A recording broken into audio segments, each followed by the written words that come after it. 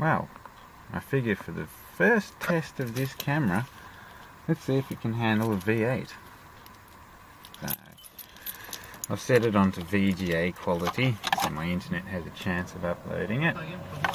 Let's turn off the wireless, turn off the fan, start the engine.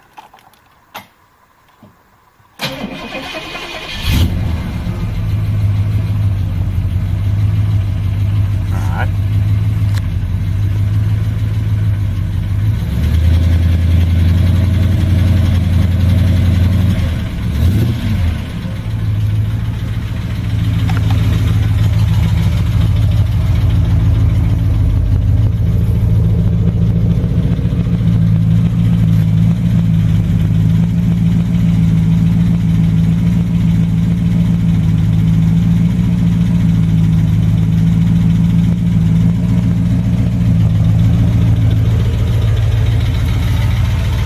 Now this engine should sound bad because the lifters are stuffed, all tappy.